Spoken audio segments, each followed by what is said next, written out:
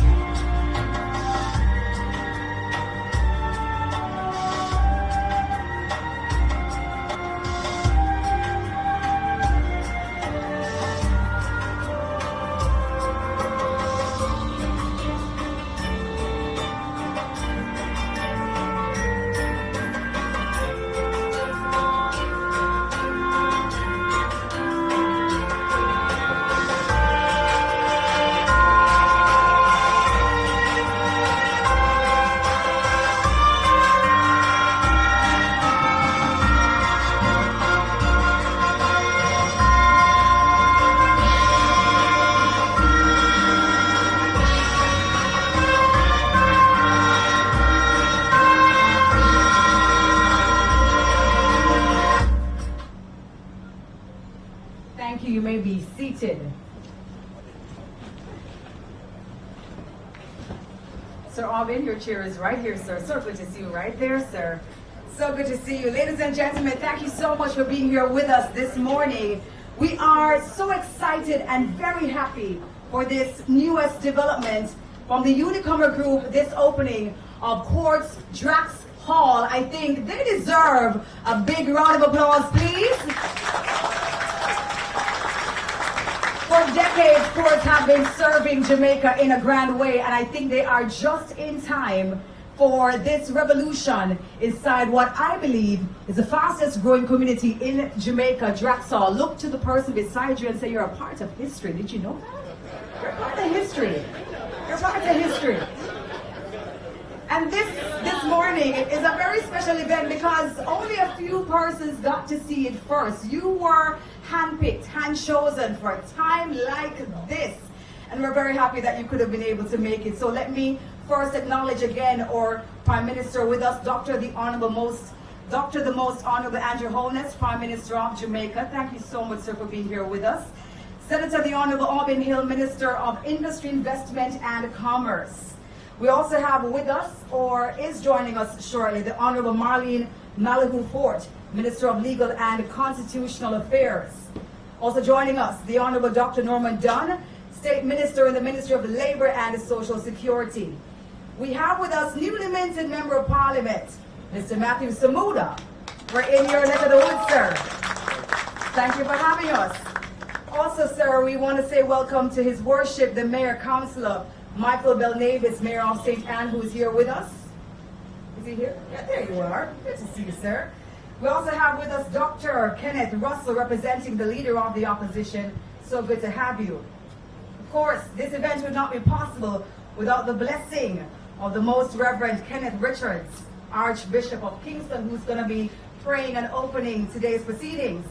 I want to say a special welcome to Mr. Errol LeBlanc. He is the Vice President for Unicom Caribbean and also Interim MD for Jamaica. Please put your hands together. Let's welcome our MD here. Thank you for being here with us. You could not have been anywhere else, sir. You know this, right? Absolutely. We also have with us Vice President and MD for Unicom Caribbean, Mr. Felix Simad, who is here. Thank you, sir, for being here with us. Senior team members of Unicom Jamaica and the Caribbean, welcome. Dust your shoulders off. You did another good job. Yes, there you go. Put your hands together again for them, please. Incredible. You know, the revolution of Drax Hall is unmistakable. Every time I pass here, I look around, there's a new development. Am I right or am I right? The only thing that we need next, MP Samuda, we just need some wider roads, sir, but we're going to need it, that's for sure. Because this place is growing every single time I pass here, which is kind of frequent with my line of work. I'm very happy, though, that Quartz, as always, is answering the call that is happening with this revolution. As more communities have been built in this area, and there are so many more businesses coming to the fore here. It is becoming the place to live, work, do business, and raise families and retire. Thank you so much, Mr. Prime Minister. So this morning, ladies and gentlemen, we're going to be opening officially this new location. It is one of two in St. Anne. We're not going to keep it for very long. What's going to happen is we're going to make our way now to the ribbon area after the Archbishop has prayed and officially opened the event, after which we'll head on inside for a tour, and then we'll head upstairs for another round of the proceedings. So at this time, please give your undivided attention. Archbishop, not sure if you want me to ask him to stand, sir, because we're going to the throne of grace. We have to be reverent. Ladies and gentlemen, please give him your attention. Thank you, sir. Thank you very much. Good morning, everyone. I'd like to mention in absentia Edwin Pecorano, who is not well, and so we keep him in our prayers. Mr. LeBlanc is acting in his stead during this time. And this must be a very important moment in the life of Jamaica for the Prime Minister to be here to share this continued growth and development and advancement of ports. And of course, there are two of us who are part of the family, myself and our chairman of the program, because they have turned up at every one of the functions for opening. And such an occasion when a company is expanding, it's important for us to recognize that we are stewards, and so all that we do must be in alignment with God. And that's why I must ask for God's blessing. And so we dispose ourselves to data, acknowledge our Creator, and in so doing that we'll acknowledge His will, that we'll seek His providence, and we also, in acknowledging His presence in our midst, we ask Him to have mercy on us. So let's just pause for a moment and be still, to recognize that sometimes our lives are not in alignment with God's providential will, and we can turn to Him with humility and ask for pardon and mercy. When we do so, it's sincerity. We avail ourselves to His grace and His blessing. Please repeat after me. Lord, have mercy. Christ, have mercy. Lord, have mercy.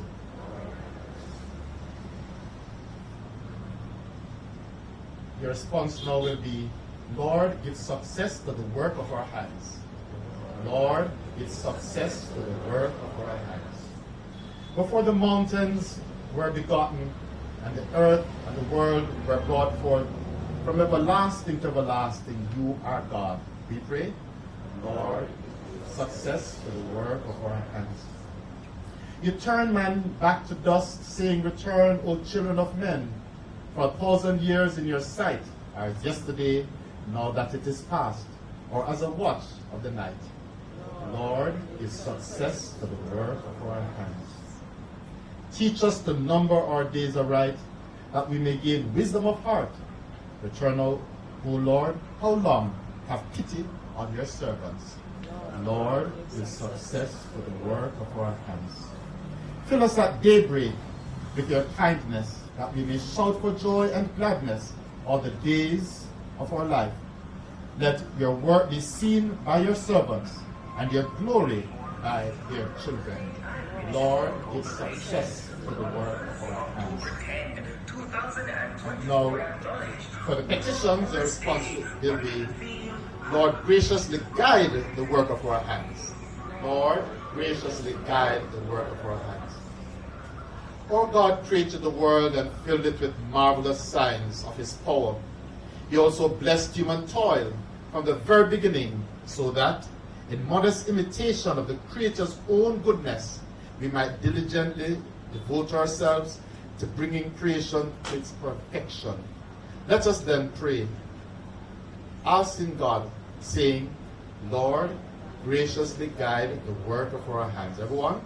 Lord, graciously guide the work of our hands. Blessed are you, O Lord, who gave us the command to work, so that by relying on our minds and our hands, we might devote ourselves to perfecting the world around us. We pray. Lord, graciously guide the work of our hands. Blessed are you, O Lord, who willed that your Son made flesh for us should practice the carpenter's trade. Lord, graciously guide the work of our hands. Blessed are you, O Lord, in Jesus Christ, because he made the yoke of toil sweet and its burden light. Lord, graciously guide the work of our hands. Blessed are you, O Lord, for in your providence you move us always to strive to do our best in all we do.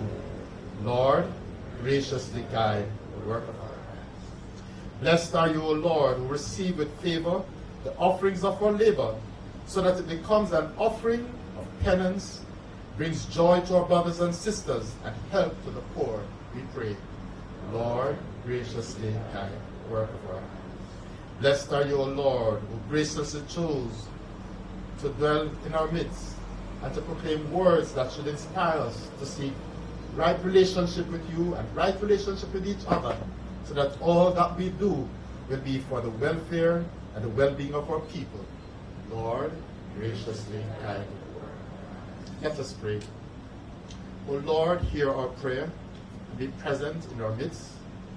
We ask you to continue to bless the Unicom group, and in particular, the subsidiary courts, and this the opening of a new store. Send forth your Spirit, Lord, and continue to guide and inspire them to be innovative and creative as they seek the expansion of the service that they offer and the products that they produce for the well-being of citizens of various nations, in particular Jamaica. We pray, Lord, that all that they do will be according to justice, and that indeed their intention will always remain quality of service to their clientele. May all the workers of this group, Lord, and especially of courts, continue to be intent and give the best service to their clientele. We ask a very special blessing, Lord, for political leaders, especially our Prime Minister, Dr. Andrew Holness, and the Member of Parliament of this constituency, Matthew Samuda, and all those who are responsible, Lord, in the political directorate, that their decisions will continue to facilitate the opportunity for growth in the economic community, for expansion of factories and offices and places that will provide employ, but also where people can do business to provide for our citizens.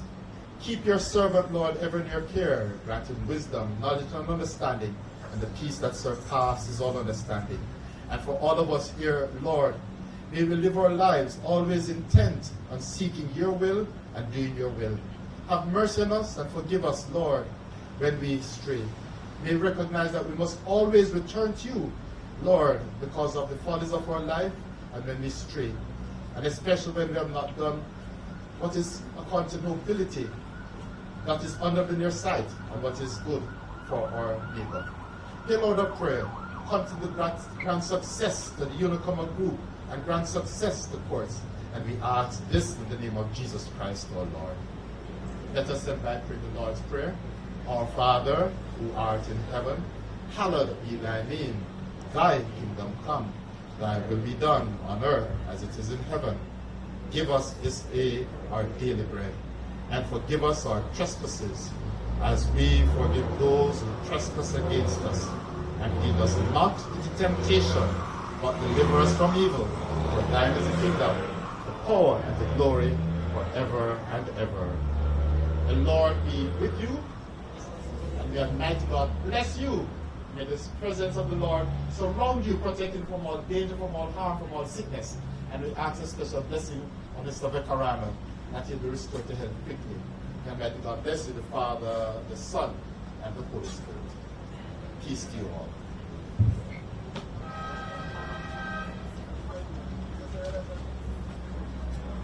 Thank you, Archbishop Kenneth Richards, for blessing us and blessing today's proceedings and this, the new location. Now, ladies and gentlemen, it is that time when we will be opening the doors of this new location for Courts Drax Hall. So I'm going to be asking our most honorable Prime Minister, along with select officials, Senator the Honorable Albin Hill, Dr. the Honorable Norman Dunn, Mr. Matthew Samuda MP, His Worship the Mayor Councillor Michael Bell Navis, Dr. Kenneth Russell, to make their way on over to the ribbon area for the official cutting ceremony. We're also asking to join the delegation Mr. Errol LeBlanc, also Mr. Felix Simon, and they will be led by branch manager Nordian Dean Leslie and Miss Kimberly Nye. Sounds like you already got Employee of the Year. Sounds like it. So ladies and gentlemen, I ask that you all make your way now to the ribbon area. Thank you.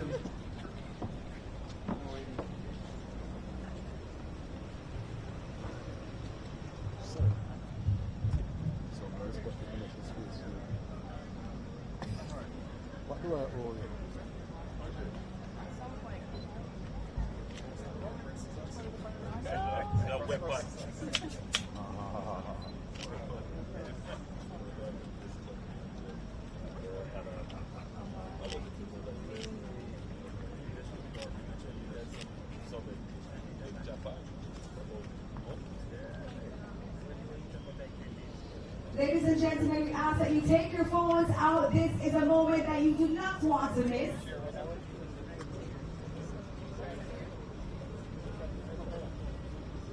And a sizzle that size takes a very strong leader. Yes. And we're going to cut the ribbon and we're going to count down together in 5, 4, 3, 2, 1. Courts Drax Hall is now open! Woo! And ladies and gentlemen, we're asking the attendees to follow the usher, please, and we're asking the delegation to follow Miss Nordian Dean Lewis, Leslie, beg your pardon. My team is like, when they have it's not worth it, Leslie. Get it right.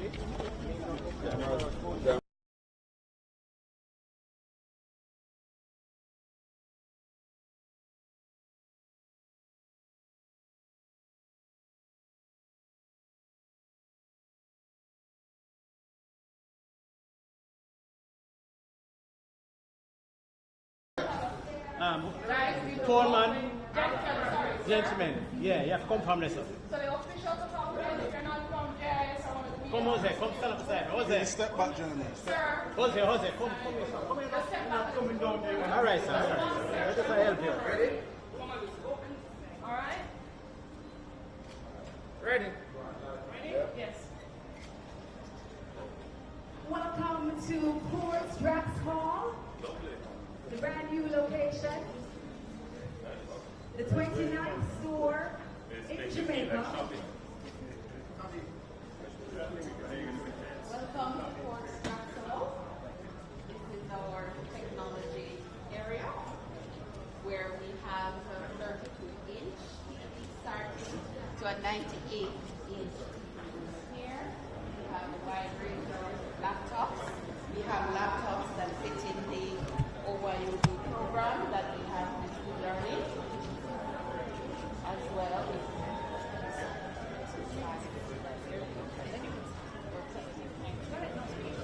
So we move to the left. We move to the left where we have our gaming center, our Radio Shack area, and we own, Unicom owns the Radio Shack brand right across the world. That's a new development. So we move into the appliances. New to us, we have built-ins. We have built-ins. Now we have cooktops. We have a wide range of fridges, French doors, double doors. One they call the knock-knock, that the light comes on. You see that one over there, that's Samsung. It has internet.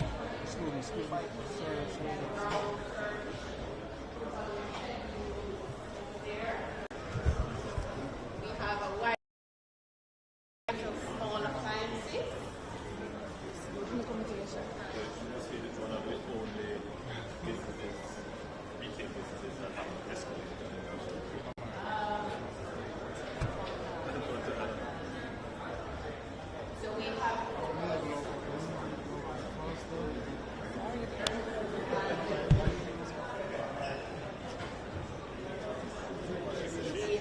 washing machines. We have a wide range of washing machines. We have the wash towels now, different colors, green, white, you name it, you have your choice. Over there, we have the water heaters, refrigerators, all the appliances. Everything for the home. All modern appliances, the colors, the peach, the green, any color. House here. We have our dishwashers here as well. Yes, so we have ACs, a wide range of ACs, and we can't forget the kids. We have something for everyone, whole family. Bassinets, yes. And of course, So you got into the gym gym and motorbikes. and motorbikes. Yes, for the full well-being. So when you're going with the motorbikes, we have the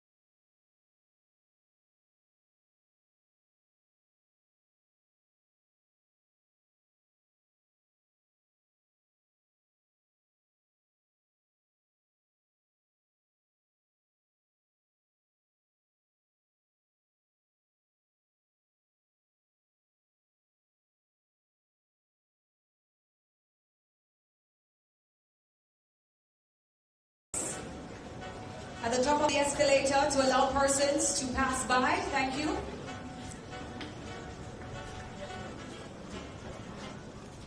And I hope on your way up you liked what you just witnessed on the ground floor. Can you give the team at Unicom a big round of applause, please? Let me tell you, I can't wait until I'm finished at the podium because I have to leave with something. I have to purchase something today. Hearty congratulations to the team at Unicom and of course for doing this another time in Jamaica and here at Drax Hall. So excited to hear what the reviews will be from the residents in this area and also around the area. Now, ladies and gentlemen, to begin the official proceedings, I'd like you all to welcome to the microphone Mr. Errol LeBron. He is Vice President, Caribbean, Unicom, and also our MD here in Jamaica. Please make him welcome.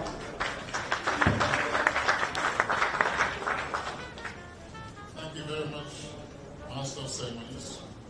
And I hope that the other invited guests will not leave here today without shopping.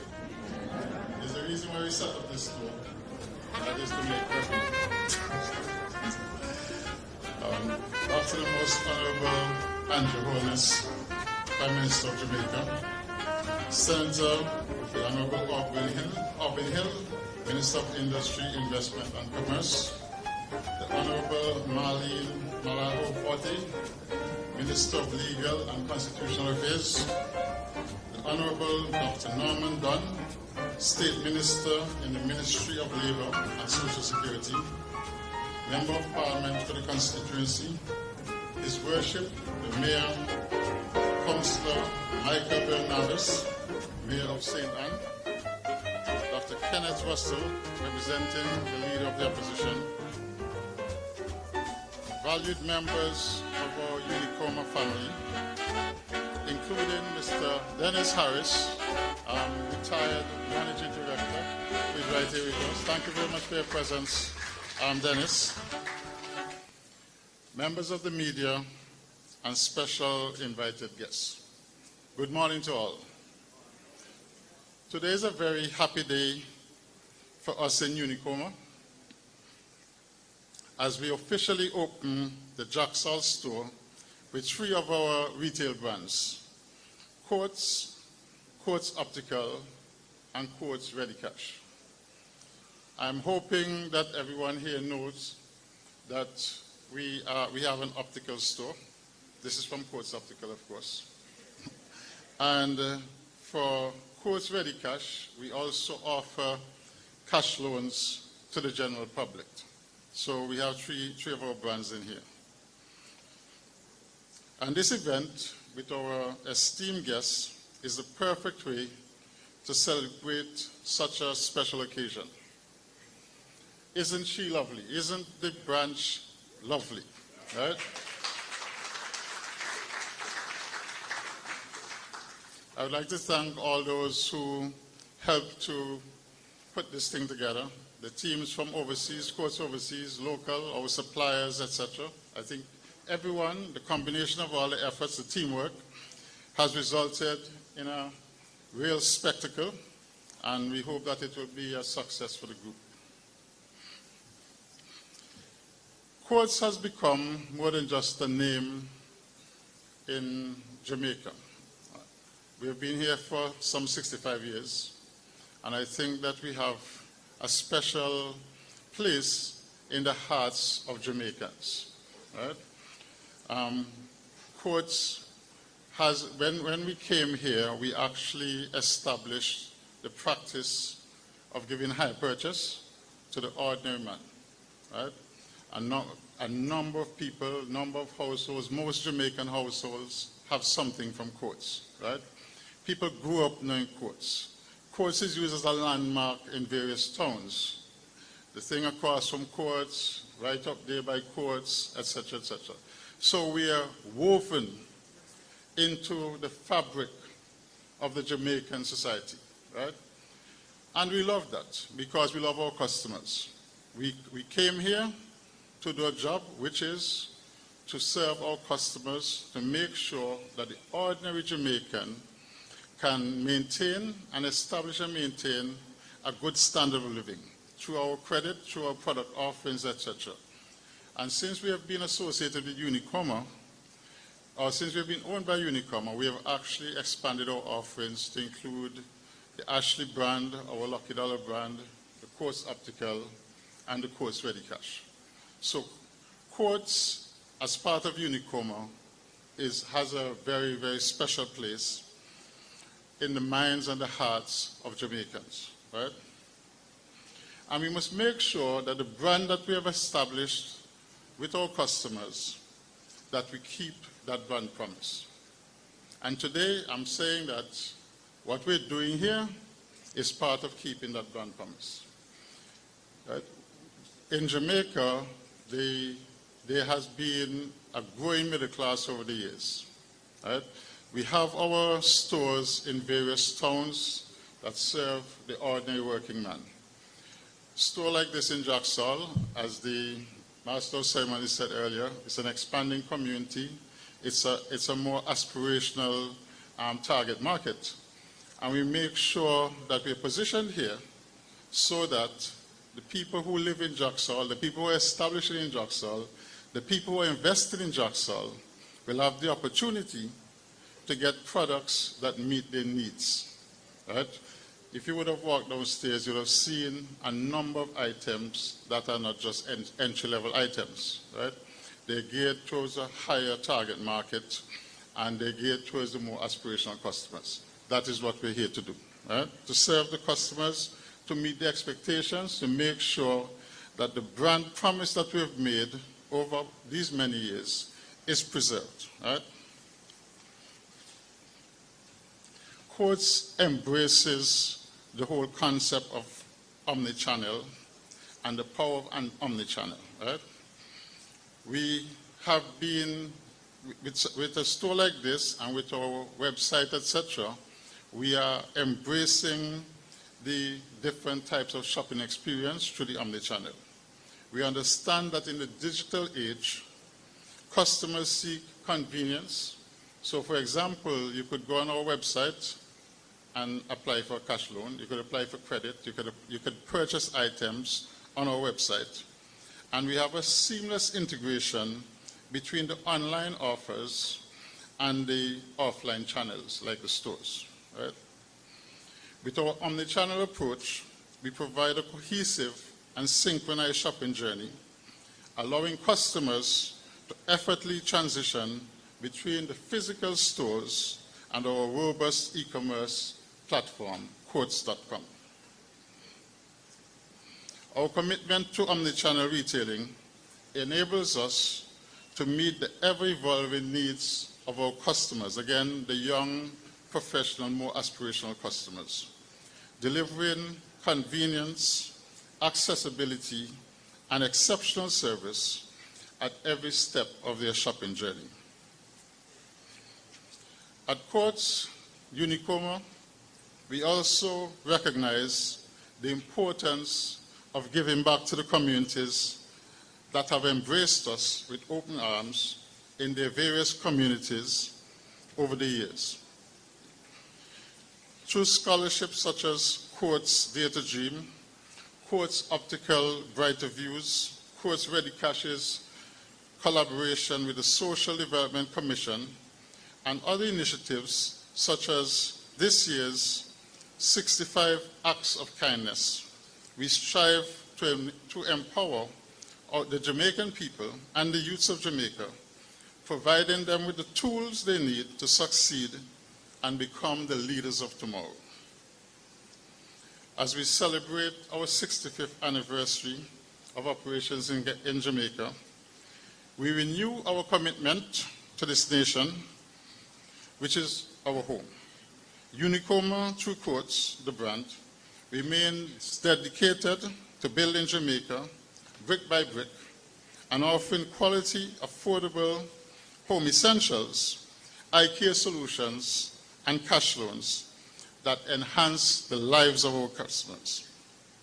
We are committed to fostering economic growth, driving innovation, and creating a brighter future for all. To our staff, we remain committed to you. We remain committed to ensuring that our staff develop with the company. As we expand, our staff develop. We take care of our people.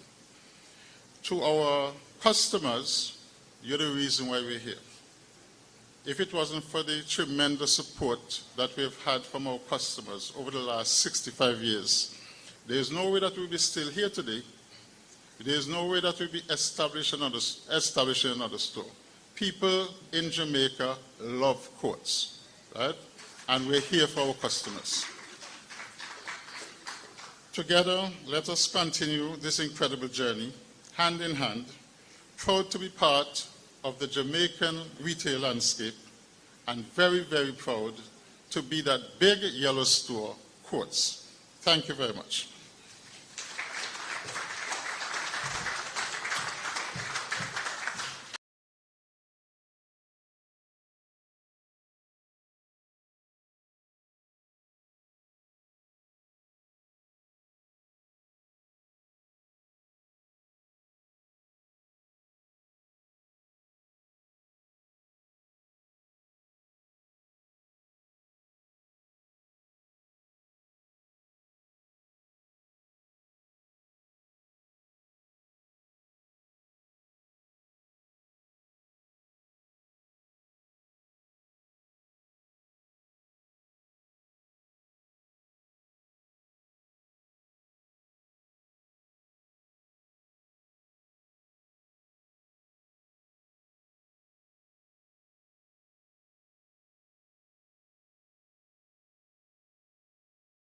Goods, not just affordable items. Sometimes you get some things inside Courts at some prices. You're like, are you sure? Are you sure this is the correct price? Are you sure I'm not going to get a change of price at the cashier? No, it's actually what it is.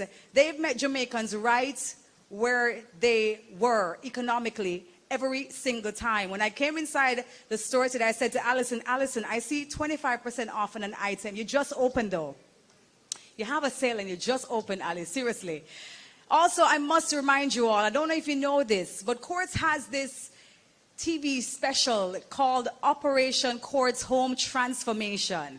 I'm not sure how many persons inside here have seen it, but literally they have transformed spaces inside some well-deserving Jamaicans' homes. And it's been such an emotional ride seeing their reactions at the end of these projects. We cannot take these things lightly. The impact that Courts has had here in Jamaica.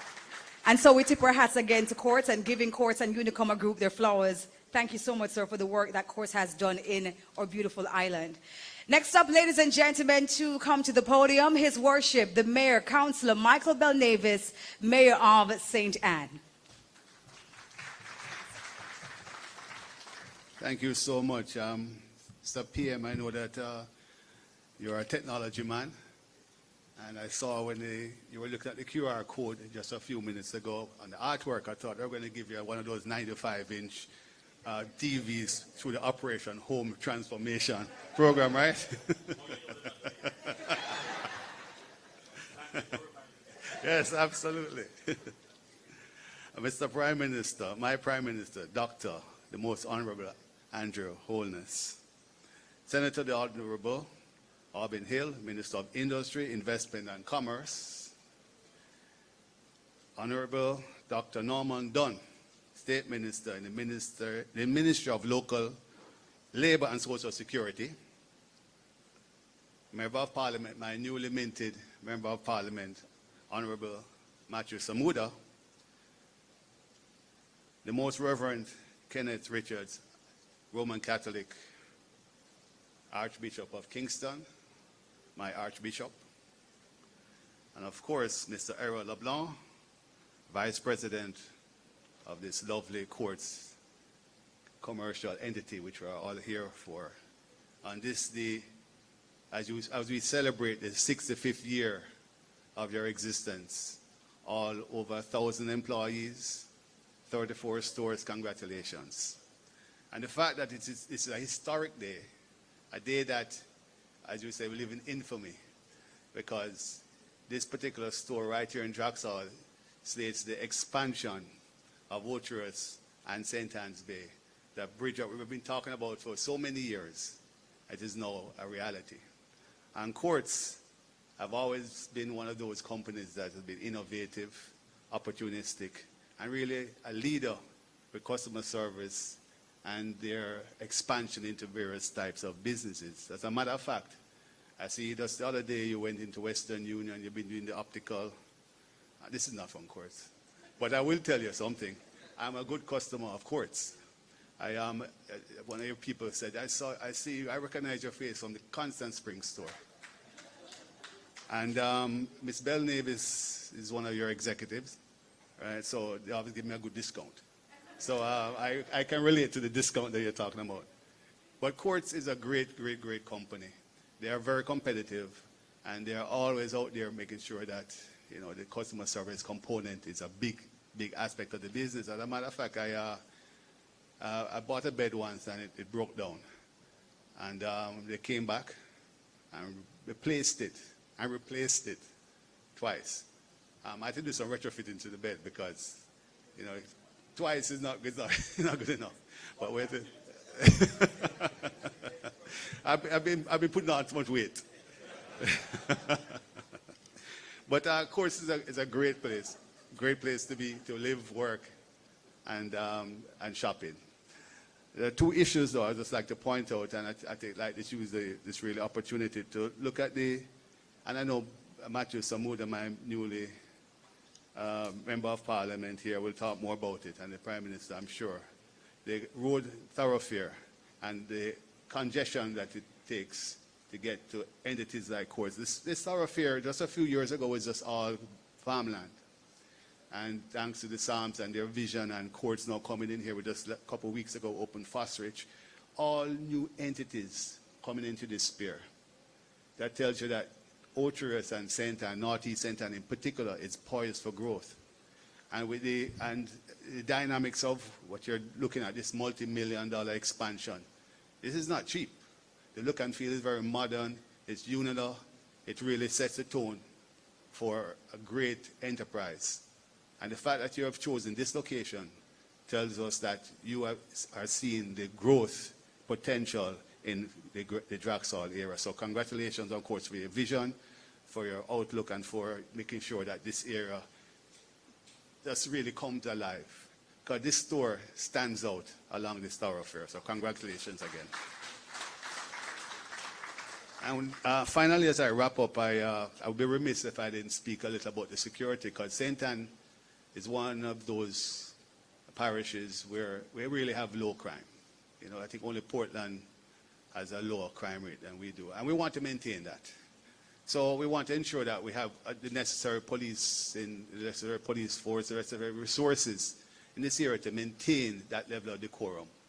And that's really a message I'm throwing out there, so that we can maintain that level of decorum that we're used to, and country-style living down here, where people can come. And you know, St. Ann is a party capital. So people can come, buy the 95-inch TV, get some tourists in through the Airbnb, and life is good. So with that, I want to thank you and welcome Courts, welcome my Prime Minister here, and welcome all the ministers, including Father, Archbishop, to this St. Ann place where we want to work, play, do business, and raise families. Thank you. I retire. And retire. Don't forget the retirement part. Our Prime Minister is watching, remember. Thank you so much, Mr. Mayor. Thank you for your greetings, sir. And for the team at Crossroads, we're going to make sure that we correct things concerning the mayor's glasses. Okay? So Courts Optical in Crossroads, we're going to fix things around here. All right? And sir, be assured that there's always a bed here at Courts for you. As many times as you need to change them, we are here for you, sir. We'll never be out of beds.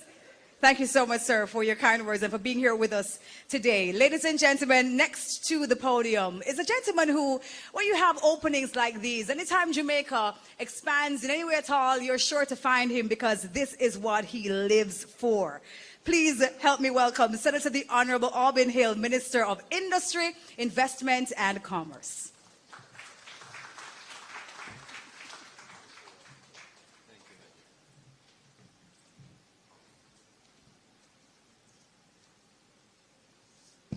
When I was a youngster, 10 years ago. But before I tell you that, I must welcome Dr. the Most Honorable Andrew Holness. Guys, I work with him in cabinet. I have no idea when he found the time to do a doctorate. And I know Northeastern University, I studied in the Boston area. It's no pushover. If you get the doctorate, you have to earn it. Prime Minister, congratulations. I don't know how you did it, but it's amazing. Good to be here with you. My ministerial colleagues, Minister Malahou Fort. I'm going to put the newly minted MP in there because he just stepped out of the ministerial role a couple of days ago, but now he's our brand new MP, MP Matthew Samuda, Minister Norman Dunn, who I've had the pleasure of working with. His Worship the Mayor, Councillor Michael Bell Navis, who I won't tell you what people told me to ask you about the bed. I'll tell you privately afterwards. Dr. Kenneth Russell, Archbishop, good to see you again, sir. Mr. Errol LeBlanc, nice to see you, Errol, and see what you do here. Mr. Felix Mann, Felix is here. But I have a big shot who is visiting us. And where is he on my list? He's right here. A Most Reverend Kenneth Richards, we talked about, staff members of courts, and I'm going to pick out somebody who I have to. Kimberly Nair and I worked together some years ago. Her husband was until very recently at JAMPRO, so I know Kim very well, and it was good to see you leading the tour this morning, Kim, and good luck to you and your colleagues. Media practitioners, distinguished ladies and gentlemen, as I said a few years ago when I was a little younger, I came to Kingston from the country. I went into retailing. By 19, I was sales manager of the biggest hire purchase white goods store in the country. That's before I went to college. I went to college, went to business. Good to see you. I'm going to talk about your business maybe.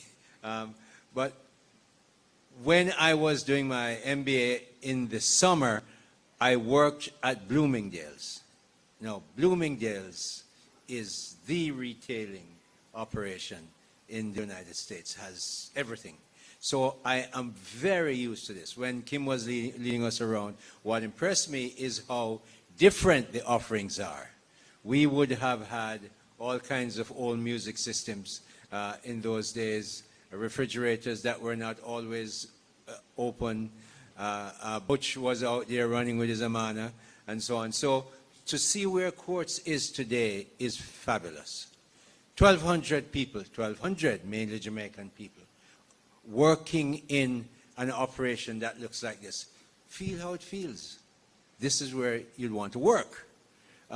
So as a minister as a business minister, I'm just happy to see the kind of investment that courts are putting down here, right here, so, and forcing policymakers to think about how do we manage the traffic. Not a bad problem to have when a few years ago you just had a few people driving by. So it's great to see what courts is doing, but other people are doing amazing investments. I just saw where, Wasinco put in 11.063 billion Jamaican dollars and counting. Courts put this in Lidford Mining, which is in St. Anne's, near here. They just bought one machine for $2.4 million US. One machine that scrapes the earth, no dust. It's like an airplane console when you go inside there, and crushes it to different sizes. But what I want to tell you about that, the 2.4 million is very important. They employ a lot of Jamaicans.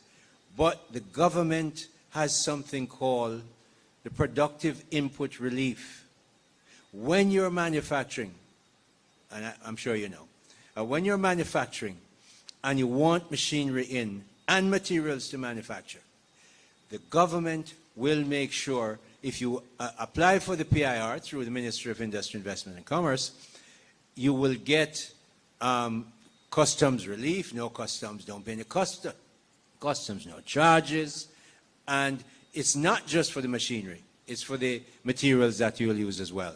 That way, if you look at, say, a 20%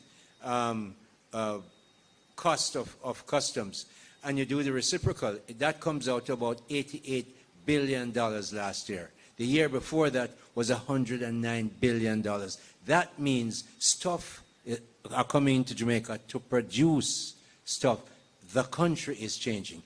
People don't bring money into a country that they don't feel is stable. What we've done in the last 8 years to make sure that investors can come here. Courts, I was talking to Mr. LeBlanc, maybe one store every year. So in the past 5, 6 years, a lot of stores, a lot of people have been employed. So we are looking at investment, local, but there's also foreign direct investment. Just check the figures recently. In 2023, foreign direct investment fell from $1.35 trillion US dollars to 1.33, about 2% drop. If you look at developing country, there was a drop of 7% to 867 million. When you look at Africa, Africa fell from 54 to 53 million, about 3%. Latin America fell by 1%. Foreign direct investment coming in. So what did Jamaica do? Jamaica grew by 35%, from 319 million US dollars to 437. So this is a place that people see that they should invest. I just returned from Costa Rica, where Unicom is from, and Colombia and Mexico. We are out there looking for business, markets for our products, but also for investors to come in. And we're glad to see you here. Colombians have invested here. Mexicans have. Didn't get to see you in El Salvador, but we saw President Bukele's uncle, who is the top economic man in the country, Minister of Economy. You're very full of life, Minister of Tourism. So we've had a wonderful time looking at what you're coming from. We welcome you in Jamaica. We're glad you're employing 1,200 people. We want to see more expansion of that nature. We also want to encourage you. I must encourage you to say, look, I want to see, as you grow, you do some backward integration and get some products.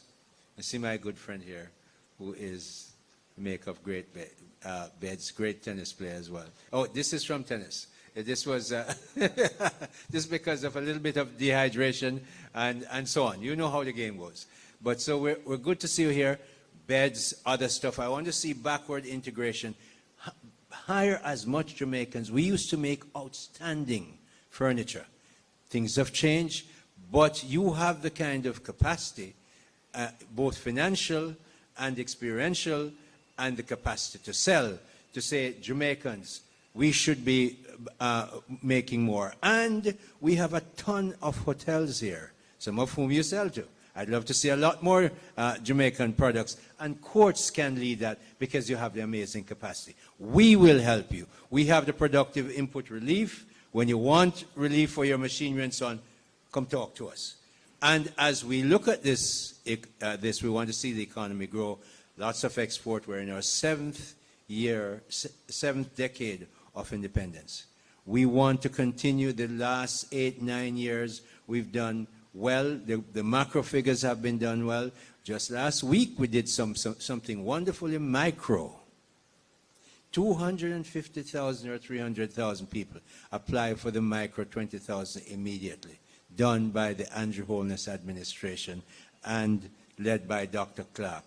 This is a great development. It's close to my heart. I come from retail, understand why you're doing the cash, because you have all the special cash from courts, because you have all the information on the people who are buying from you. It makes sense to give them some money. Prime Minister, this is a good thing. Congratulations. Bless you all. Thank you so much, Senator. Indeed, it is a good thing, and we're so happy that you would be able to join us today. Thank you so much, sir, for your endorsement of the growth of course and the Unicom Group in Jamaica. Ladies and gentlemen, next up, we hear from our VP of Innovation, Caribbean Managing Director for Unicom Group, Mr. Felix Siman.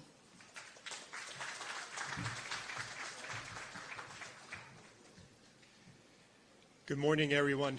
Thank you again for first of all having us here in this incredible, beautiful community, Drax Hall, a vibrant, growing community, and for attending us in this special inauguration. Thank you to Dr. the Most Honorable Andrew Holness, Prime Minister of Jamaica, the Senator Honorable Abin Hill, Minister of Industry, Investment, and Commerce, and special retailer at heart, the Honorable Marlene Maloforte, Minister of Legal and Constitutional Affairs, the Honorable Dr. Norman Dunn, State Minister in the Ministry of Labor and Social Security, Member of Parliament, newly minted Member of Parliament, and congratulations, Mr. Matthew Samuda, His Worship, the Mayor Councilor, Michael Belnavis, and wonderful courts customer, Mayor St. Anne, Dr. Kenneth Russell, representing Leader of the Opposition. Thank you for attending. The Most Reverend Kenneth Richards, Archbishop of Kingston, our valued members of Unicom and the court's family. Again, thank you very much for your hard work, your dedication, and really building this gorgeous, beautiful store that I may add. It's our first store in the region that has an electric staircase. You know,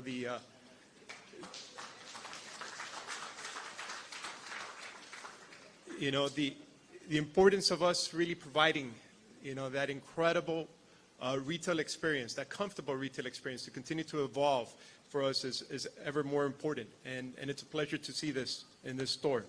Members of the media and other specially invited guests. For the last 65 years, Courts has been an integral part of nearly every home in Jamaica, offering to consumers the best range of furniture, appliances, and electronics at the most affordable prices. Furthermore, our hassle-free hire purchase plans have enabled consumers to get what they want instantly and be able to pay over time. As Mr. LeBlanc said, we really enable the ordinary man to really improve and bring some value home and continue to improve their quality of life. Over the years, we've just not been a retailer. We've really focused to expand our footprint, not just in furniture, appliance, and electronics, but through our Quartz Optical, our Lucky Dollar, our Radio Shack, our Ashley Furniture Home Store, and our very important Quartz Ready Cash that really enables us to leverage that relationship we have with our customers and extend them financial facilities that they might not have access elsewhere. I really like to say that at Unicom and at Quartz, we don't make sales, we don't do transactions. We make relationships, right? Those relationships over the last 65 years are important for us and it enables us to continue to grow with their customers, continue to grow and expand on the products and services that they need. We have also successfully introduced our e-commerce platform, Quartz.com, which serves an important shopping channel, not just for locals, but also for our very important diaspora that lives abroad. And they're able to purchase for themselves and for loved ones, especially for themselves when they want to come back here and retire.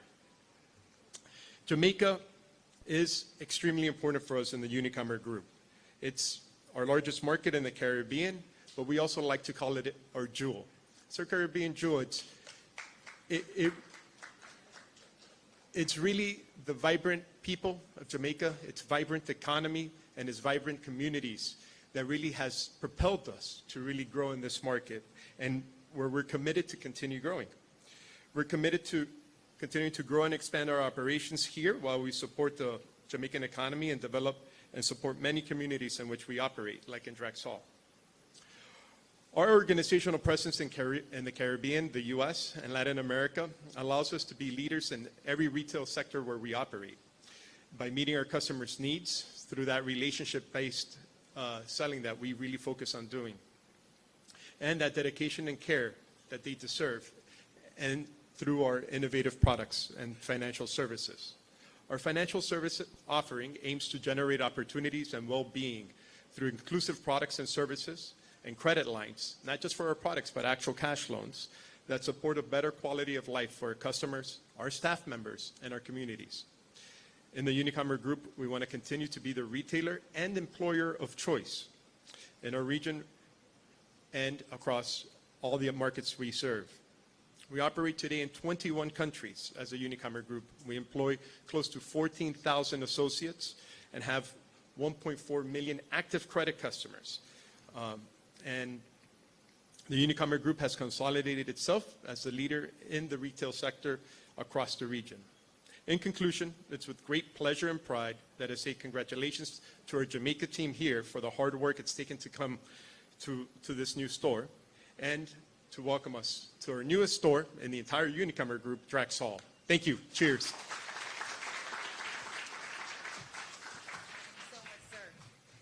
Thank you so much, sir. Ladies and gentlemen, Mr. Felix Siman, Vice President, Innovation, Caribbean Managing Director, Unicom Group. Indeed, it is, as he said, much more than just the retail. It's about the relationship, and courts have been really bringing value to Jamaica for 65 years. As was said, in almost every household here in Jamaica, you're bound to find some piece from courts. If you look closely, there is going to be something there, because you have been ingrained in our lives from a very, very, very tender age for most of us. So, ladies and gentlemen, an event like this could not happen, and we did not invite our most honorable Prime Minister. We're very happy that he could be here with us. We know he has been very busy over the past few days. He's been in India. He's been handing over homes. Up to yesterday, there was an opening, I believe, a handing over ceremony in Mandeville, sir. I believe I saw you there with the NHT.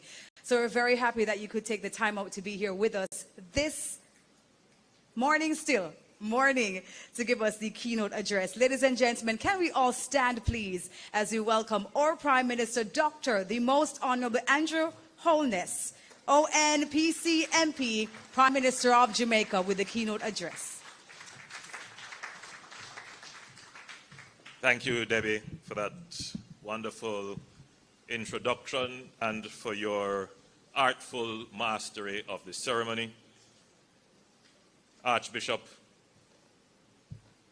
thank you so much for blessing this event and for the personal blessings that you offered to me.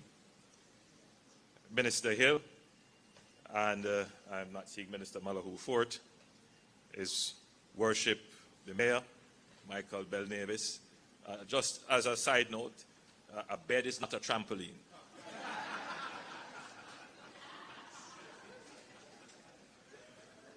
Our newly minted Member of Parliament, Mr. Matthew Samuda, Mr.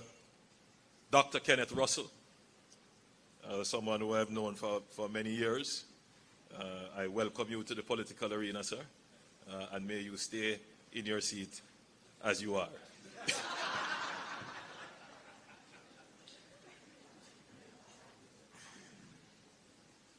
Mr.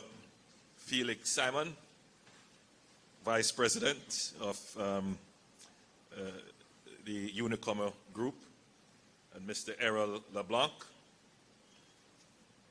Mrs. Nordia Leslie, the store manager, executive heads of public bodies who may be here, and members of the private sector who are here, and other stakeholders, representatives of the media, distinguished ladies and gentlemen. It is still morning. Good morning. It is truly a pleasure for me to be here with you today as we celebrate this significant milestone in the life of Quartz Jamaica and our nation's economic journey. First and foremost, I want to express my deepest appreciation to Quartz for their continued investment in Jamaica. Congratulations on your 65th anniversary and on opening your 30th store in Jamaica. It is remarkable to witness how far Quartz has come, evolving from a single store to becoming a household name synonymous with quality and reliability across the island. Your commitment to our people and our economy is invaluable, and we thank you for your unwavering confidence in Jamaica. The Unicom Group is, with this massive investment here, a major investor in Jamaica, a major contributor to the FDI, the foreign direct investment of Jamaica. And your decision to expand by establishing this beautiful new store here in Drax is a testament to your confidence in Jamaica's future and a signal of the vast opportunities for investors, entrepreneurs, and the people of this region. Debbie opined that it is just amazing to see the expansion of the Draxall area in just such a short period of time. I would venture to say that the expansion took place within the last 8 years. And I would not be incorrect. I draw no other parallel, but obviously you have. It coincides, of course, with the 2 terms of this administration. It is no coincidence why it has happened. This is now a commercial hub, without question. This area is now a commercial hub, strategically located along the north coast and benefiting from its proximity to the highway. The area has attracted international brands along with a growing number of local enterprises. This influx of investment has triggered a construction boom and positioned Draxall as an ideal location for business expansion. The ripple effects of this growth are being felt in new employment and businesses being developed, as well as improved access to goods and services, all of which contribute to an improved quality of life of residents. As St. Ann continues to grow, we know St. Ann for its vibrant tourism. I believe it was the mayor who said, you know, St. Ann is known as the capital of entertainment. We take great pride in Dunn's River. It's the capital of attractions as well. But Draxall is now showing another dimension of the richness of the parish. You are now developing a commercial hub. And it is important that that point be made, that the Jamaican economy can be much more than tourism. And we're not going to hit tourism. Tourism is still the main plank of our foreign exchange earnings, and still the main catalytic attraction for FDIs. In 2023, Jamaica attracted $431 million in foreign direct investment, which represents a notable, as you had mentioned, Minister, 35% increase from the 319 million which we attracted in 2022. This is a recovery, and it underscores the strength of the Jamaican economy to recover so quickly its foreign direct investment from the pandemic. Sectors such as tourism, outsourcing, and information technology were major drivers of this growth, with tourism accounting for 180 million US dollars of that foreign investment, and the global outsourcing services accounting for 140.5 million US dollars. So you see, those two industries, along with bauxite, account for a large part of our foreign exchange earning. But as we look to the future, and I want to latch on to something that Mr. LeBlanc mentioned. He said, this store is about serving the aspirations of the Jamaican people.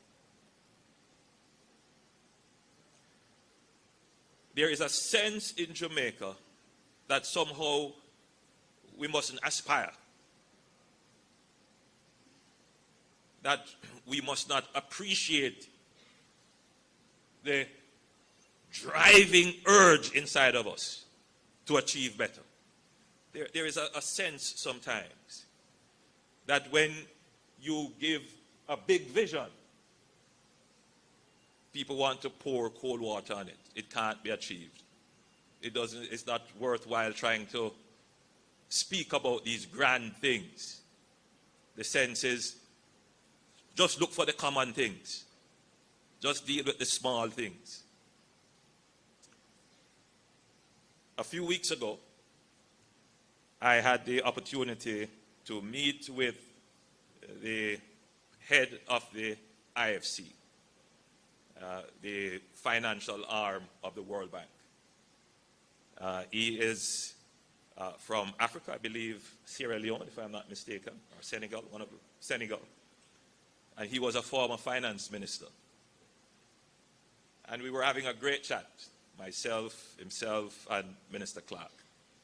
And he was telling us what experience he had when he was just becoming Minister of Finance in Senegal. I believe it's Senegal. And he said he's a simple man. He went without security. He went into one of the hotels and he sat and he ordered, and he noticed that all the waiters were gathering, conferring amongst themselves as to whether or not he was the finance minister. And they were saying, no, he couldn't be the finance minister. He has no security around him. It couldn't be. So when they were carrying his order, a few of them went up to him and they asked him, are you the finance minister? And he said, yes. And then they started to tell him about all the problems they were having and experiencing and what they would like to see. So he started to tell them, but look, we have brought down inflation. We have stabilized the exchange rate. We have reduced the debt. We are giving tax breaks. And he said, one of the waiters looked at him and said, but we can't eat that, sir. I was floored. I was floored because I have had the exact same experience. Maybe not waiters coming over, but the same discussion regarding the achievements, the aspirational achievements of the country and the value to the common person. A big disconnect. Of course, we started on a philosophical discussion after that. How do we connect these important, we call them macroeconomic variables, to the urgent needs of the people? And how do we get the people of the country to understand that without correcting these macroeconomic, they sound like big things outside of our understanding. But if you don't get these things right, all the other things that you complain about, you won't get them right.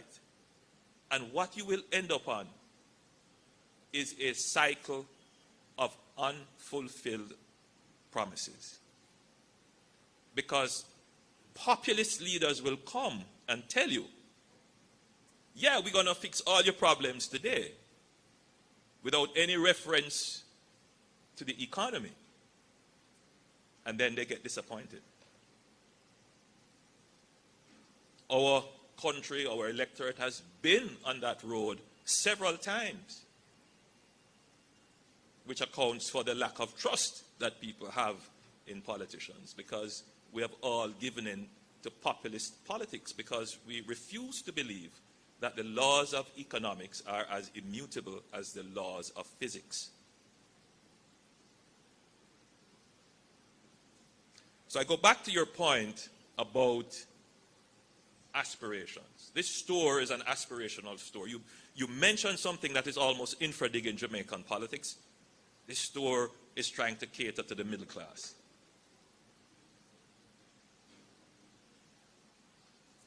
You are not going to build a society until you are able to lift people out of poverty and into the middle class.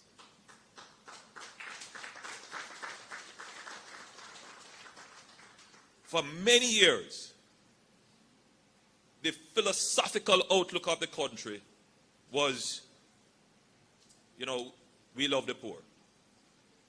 But it was hollow, because it never did anything to lift anyone out of poverty. It was never aspirational. It was pitiful, that's what it was. This administration is aspirational, and we are not ashamed or abashed in saying we want to lift people out of poverty, to help people to fulfill their aspirations. Simply put, we want people to step up in a life.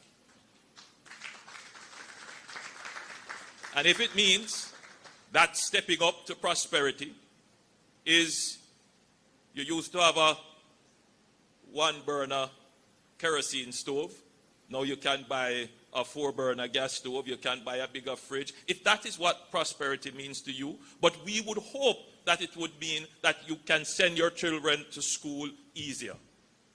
They can get a better education. You can add on another room on your house. It's the aspiration. And I want all Jamaicans not to be afraid of being aspirational, but to understand that those aspirations cannot be fulfilled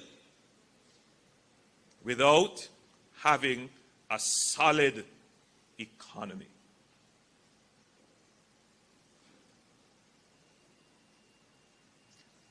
So, what is going to happen here at Drax? Let's put Drax into context. There is the town of Ocho Rios. Ocho Rios is both the tourist capital of the parish, but it is also the commercial hub of the parish, and it is also part residential, and it also does a lot of what you call the back of house operations. So Ocho Rios is really a knot. It's very difficult to navigate, a lot of traffic, very small roads, and it's very difficult to have tourism, commerce, manufacturing, back of office operations all in one space. Doesn't work. So what the residents of Ocho Rios feel is the dysfunction of the town. Then, of course, you have St. Anne's Bay, the capital and the historic capital of the town. Again, a buzz of commerce, but also historical and important buildings there. Naturally, what has occurred here is that as new housing developments started to be built and a new consumer is emerging, more aspirational and really frustrated with how can I navigate the public space in Ocho Rios and in St. Anne's Bay. I need a space that reflects who I am and what I aspire to. Efficiency, convenience, safety, transparency and openness, logical and clean design, modernity. And this space between the two seemed logical. It is a natural process. But that natural process could only happen if people felt safe to invest. So, Mr. Deputy, the Vice President of Unicom, I took great note of your nodding.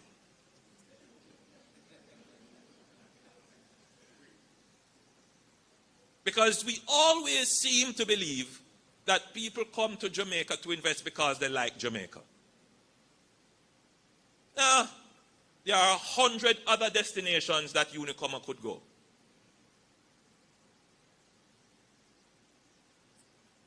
What is going to make people choose Jamaica? Which the average person will say, but that can't yam. That is what is going to enable you to eat. When Unicom and other investors come here and put down their money and employ you. Think about it.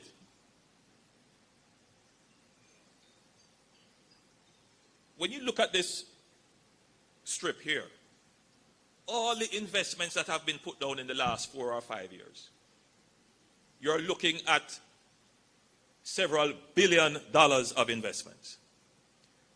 But look a little deeper. How many jobs are here now? Here. Do you realize that 10 years ago we had 13% unemployment? 13. The last report put us at 4.2%. Technically, Jamaica is at what is called full employment. These are facts. And for some people, these facts are uncomfortable because it doesn't accord with the narrative and framework that they would like to see materialize. But the truth is that because of investments like these, we are pulling in more people into the economy. So yes, this nice unemployment number, this unemployment figure might sound distant to you. But this is not the same Jamaica that existed 10 years ago. This is a different Jamaica where more people have income. So one of the attractions to Jamaica for brands like Unicom is that there are persons here with income who are aspirational, who want to get access to the products that signify a better quality of life. That's why Unicom is here, opening up this brand new store. But more than that, Unicom is here because Jamaica is the only country in the Caribbean that has a free floating exchange rate. The only country. Unicom is here because they don't have to worry about unpredictable tax policy. For the last 9 budgets, there has been no new taxes. So if you're looking for somewhere to invest, this is the perfect place. Employment is expanding, more people have income, exchange rate is stable and free, inflation is on its way down. The public debt has gone down to the lowest it has ever been in 30 years. At the end of this fiscal year, we will be below 70% debt to GDP. All of these that people say, oh, it sounds so good, but by condition. Yes, we cannot ignore that we still have a lot of people who are poor. We cannot ignore that we still have the bad roads that people complain about every day. We cannot ignore the challenges with water. In the recent by-election, when I went into communities, I was confronted by people complaining that they have been without water now for how many decades, and they want their water now. And no matter what I try to explain to them that, yes, we are putting things in place, I want my water now. And I can understand that frustration. Because it's not that they don't have water.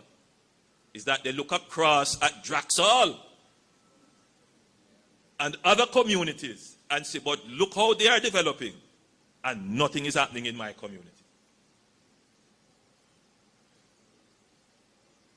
So, I want to put the two things together.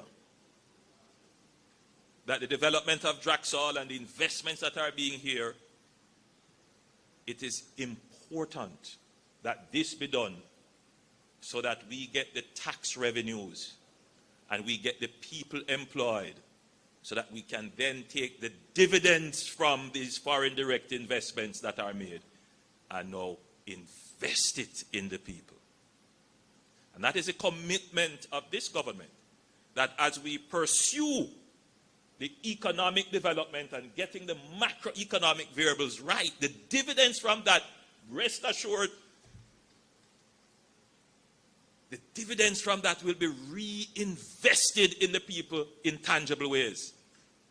That is why we did something like the reverse tax credit, never before in Jamaica's history, where the government is giving back to people who earn less than $3 million per year. Never before happened.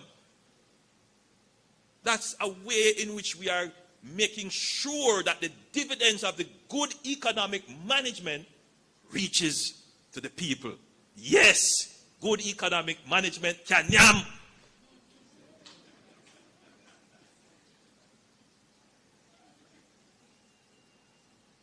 Don't joke with that. So, we are doing some innovative things. Let me, sorry, forgive me, I departed from my script. Let me. Oh, one other thing I had to mention here. So the road is a problem. The typical challenge of Jamaica is that the natural energy for development oftentimes outstrips and goes in advance of the government's strategic and instrumental development. This is an example of the natural economic energy being unleashed sometimes way in advance of the government's planning. What really should have happened is that the government should build the road and then say to investors, here are the lots divided out and the services. That is what really should have happened. By the way, that is what is happening in St. Thomas. In St. Thomas, we built the road and we are building the urban center at the same time. We are literally, for the first time in how many years, we are literally building a township. Building it out outright. I don't think we have ever built out a township outright. Ocherios may have been the closest, or maybe Negril. Probably Ocherios under Edward Siaga when he had the plan developing the fishing villages and the hotels and so forth. But that was a pre-existing town. This is an entirely new town in the Morant Bay Urban Center that is being built along with a road. For here, we're going to have to do some catch-up. And there are two major projects in place now. The first is the improvement of the North Coast Highway, which is this road here, which will be expanded to a 4-lane road with underpasses and side roads. It will be, yes. the idea is to turn it into, right now what you have is something called a stroad. I don't know if you know what a stroad is. All right? It's a street and a road. All right? They have two different functions. Eh? I mean, the road is like a massive carriageway that carries a lot of traffic, and a street is connecting within an urban defined space. And so because it's doing two functions, it's carrying people from one area to another, this road. So people from Montego Bay heading into Kingston have to use this. But people who live in this area, who would normally use streets and walk and ride, they also have to use that road. So the road can't function. It doesn't function properly. So what you really need here is a boulevard that goes through with your side streets for your local traffic, that's managed in terms of speed so that people can traverse as much as possible with stoplights and so forth. So that is being planned. And then we have also opened up negotiations to extend the north-south leg of the highway to take you right into Trelawney. And so both programs are fairly advanced in development, one more than the other. And you will hear more about that in our budget presentation to come next year as to how far we have reached in that plan being actually executed. So in the same way that the Montego Bay bypass is now being developed, well advanced, here we'll also have the proper infrastructure. But more than that, we will put in a development plan. Because what I'm seeing here and the energy here is that you're going to see a redistribution of commercial activity.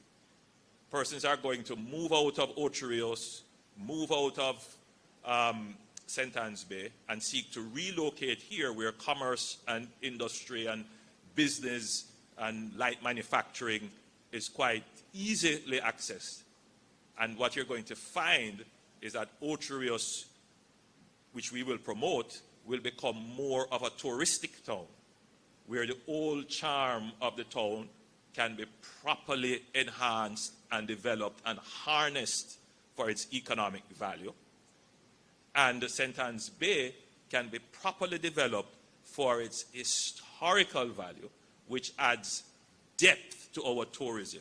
So you get both sun, sea, and sand, but you also get culture and history and people. And then the suburbs around this area can get access to the lifestyle that this urban space will create. So that's the overall plan for the parish and for the three main urban centers that will be developed here.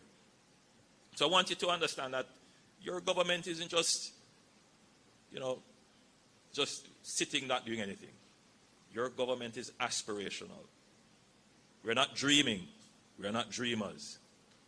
You do, as I said in Parliament the other day, you dream when your eyes are closed. We are visionaries. We are seeing the challenges and we are creating the workable solutions. And so within another 5 years, you're going to see all of that materialize in the same way that you have seen this materialize, and then you look back at it and say, oh, whoa, how fast this happened. In 5 years' time, you're going to say, oh, whoa, how fast it happened. And you're going to see many more investors here. So as we look to the future, we anticipate even greater inflows, particularly, as I've said, in tourism, and that will mean an increase in the hotel rooms along this corridor. But I want to highlight that we have signed an agreement with the IFC. This is when I had the meeting with the head of the IFC who came. It's a $2 billion agreement. And that is to fund this highway that we have discussed, this new road that will become the main boulevard for the urban space of Drax, which is going to be created. it is to fund some water projects and some other infrastructure projects that we see are necessary. In fact, it is to fund 10 major infrastructure projects. The highway is one of them. Another one is the broadband project, because we intend to make Jamaica a digital society. Yes. It will also fund some healthcare projects as well. So we are on track, and I have great confidence that what we are doing will put Jamaica in a better place. So allow me to close off my presentation, and you have been a wonderful audience. Jamaica has made incredible strides over the last 8 years. Our economic growth and stability are no accident. These achievements were made possible by sound policies that encourage business growth, foster infrastructure development, and expand economic activities across the island, including rural areas. My administration views foreign direct investments as essential for our economic development, and over the past 8 years, we have undertaken critical reforms to enhance the investment climate of Jamaica. The truth is that for a number of decades, Jamaica was viewed by investors as high risk. Jamaica was viewed as a high risk destination. While the risk perception may have been exaggerated at times, it was not unfounded in the context of a highly volatile inflation rate, interest rates, and exchange rates, in terms of a high debt to GDP, high unemployment, and unpredictable tax policy. But when you look at the investment environment in Jamaica today relative to the past, it has been completely transformed. Now we have stable inflation, interest rates and exchange rates move within the bounds that are common to even developed countries. We have stability in those key areas. The lowest debt to GDP levels in 30 years. Our debt to GDP on a net basis is already below 60% of GDP. Just 2 weeks ago, rating agency Standard & Poor's revised its outlook on Jamaica from stable to positive.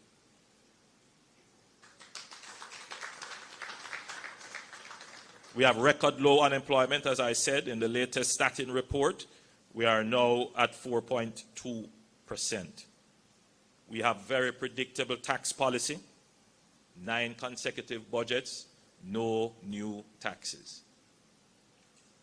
And to add to that, as I've said before, Jamaica is the only country in the region with a freely floating exchange rate. These are not facts that you can challenge. And no matter how you try to make Jamaica look bad, these facts speak for themselves. The next phase of the government's effort is to ensure that our economy grows. Growth, that's the next frontier of government policy and effort. And to get growth, you must have investments. Investment, however, is only one component. There are some other components like efficiency and productivity and innovation. And for that to happen, we must engage in deep institutional reforms, which I will speak more about, but we must also embrace the use of technology, and we must invest in our human resources. So this is what Jamaica is going to do to make this place a destination. As I close, I want you to appreciate that this is a retail store. The extent of its investment in terms of sparking growth will be the impact it will have on job creation. But what we want to do is to export Jamaica's business climate as a strategy for growth. Meaning, with all the good macroeconomic variables, so businesses will come. But just for a moment, think, if we got crime down, if we had good infrastructure, road, water, reliable, not only would people come to open a retail store, they would want to come to move their staff to work in Jamaica. They would want to move their business operations to Jamaica. Because what do we have? We have tourism, lifestyle, sun, sea and sand, good infrastructure to work, beautiful weather, beautiful culture, beautiful people. Jamaica would then truly become the place of choice to live, work, raise your families, do business, and retire in paradise. And that's what the administration is doing. We are going to reduce crime, get that crime and aggression and violence out of the brand of Jamaica. Improve our infrastructure so we are known as a destination with good Wi-Fi and internet and broadband, good integration of technology in our public services and the provision of services generally, good housing, good restaurants, good museums, good parks, and you will not have place for people to come and live and work. And that is part of the growth strategy now for Jamaica. So ladies and gentlemen, I thank you so much for your patience while I tortuously go through the strategy for development of Jamaica. But by the smiles and nods in the crowd, I see that you have got the message and you appreciate it. Again, congratulations to courts. God bless you all, and thank you.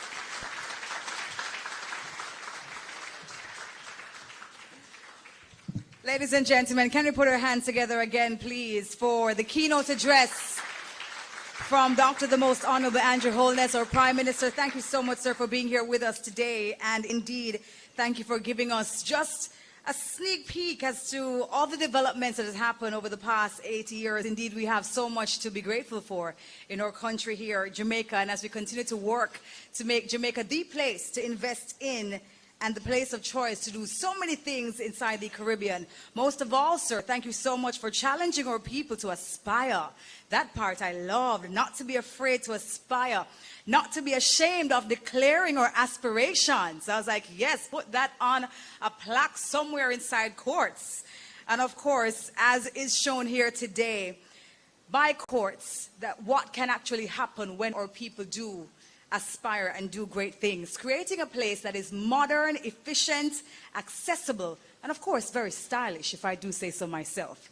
Thank you so much for your time, sir, and for your address. And ladies and gentlemen, that brings us to the end of the proceedings. You have been a fantastic audience. Give yourselves a big round of applause for your patience. We're walking away today with a new word. I've never heard it before. What's the word the Prime Minister taught us today? Strode. Okay, you remember what it is, right? What's a strode again? A street and a road. Thank you. And it's not nyam. We know nyam. We know the word nyam. In fact, it is lunchtime, and of course, courts will not leave us here today hungry. They provided some refreshments. So as you go, please do enjoy. Don't be quick to rush off. I know it's a work day, but we want you to enjoy the space. Walk around, buy something. Buy something. Do not leave here empty-handed, please.